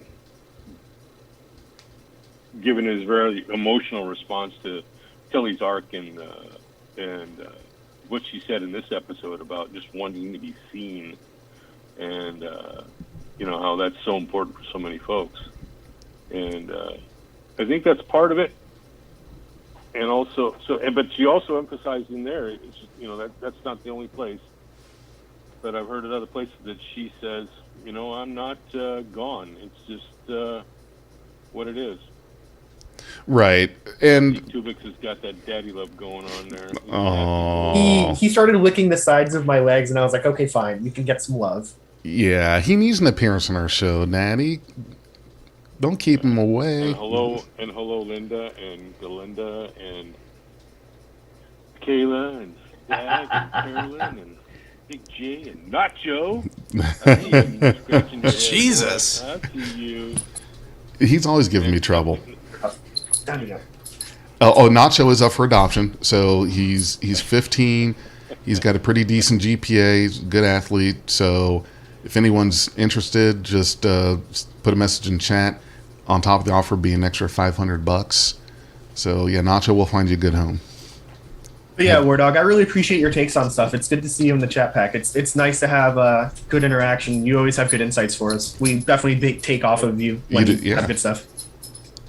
All the time. I do try. I'm an old guy, right? I've been, people. I tell people that I'm, OG TOS. They're like, oh yeah, you one of those people who saw it in reruns or whatever. And I'm like, no. I saw it first. I was a little kid, Right. but I saw it first run. And Really nice. Yeah.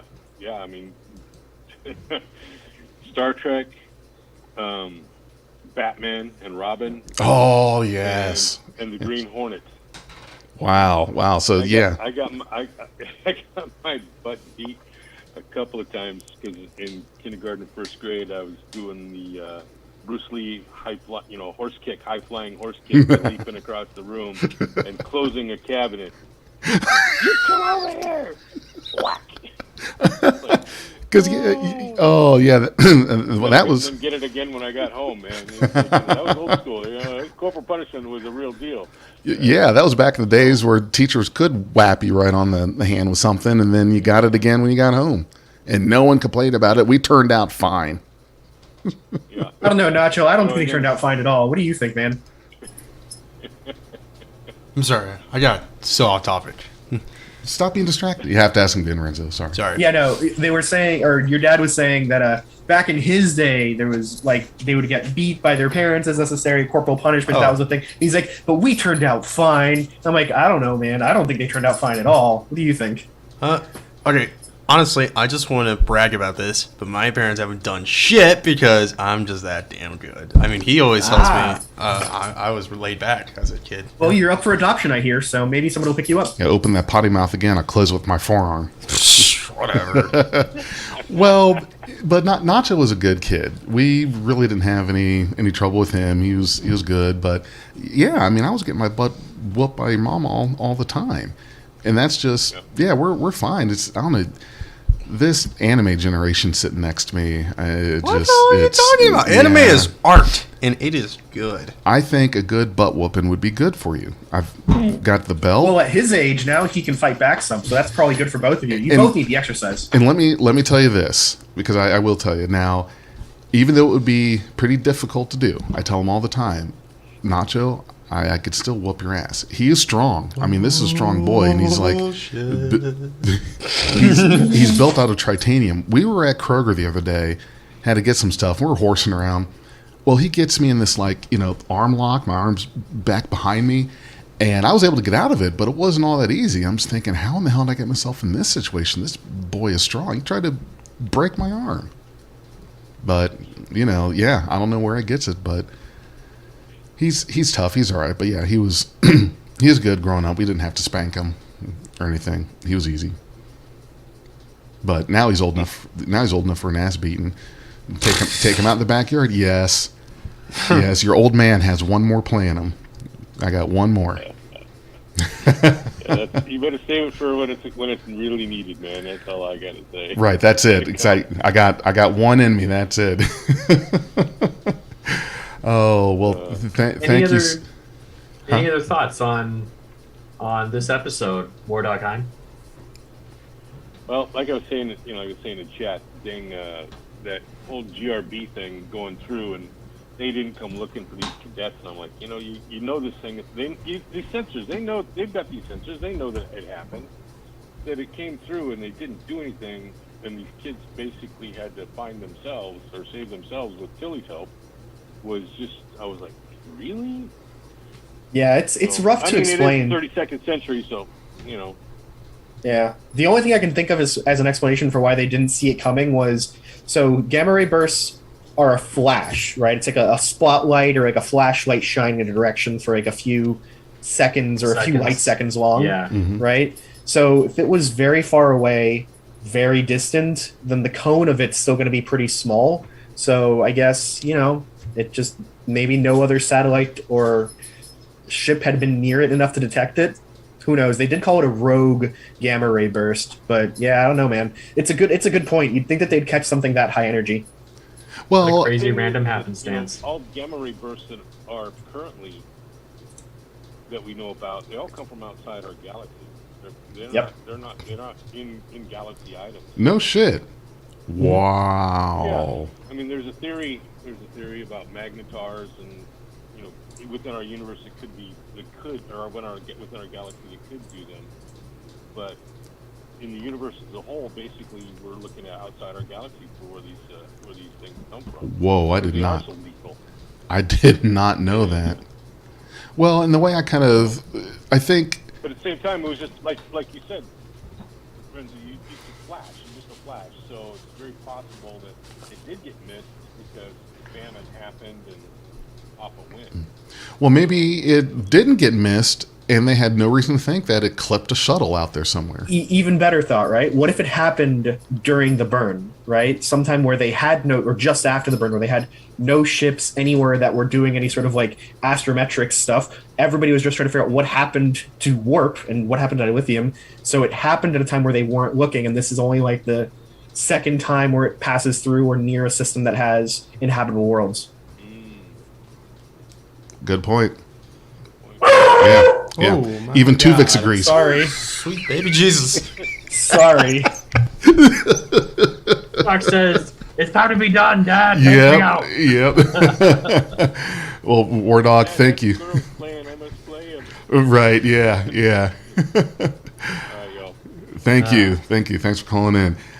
All right, so you take it easy. Y'all Yeah. have a good one. All right, we will. You too. On the screen right right. now, you guys can see all the places that you can hit us up. Follow us there. Like this video. Subscribe to Beyond Trek Productions on YouTube. We've got our Patreon and Anchor supporters listed out. And then, of course, John from Cygnus-X1.net for all the beautiful screen caps. We hope that you guys were able to follow along with those, and that the meandering from this episode did not take away your enjoyment of the latest episode of Star Trek Discovery. And if you're into meandering, check us out tomorrow, where we review the episode before this. It's crazy. Just trust me on that. All right, everyone. Thank you for joining us. As always, we appreciate it. And don't forget to go boldly with Beyond Track Podcast.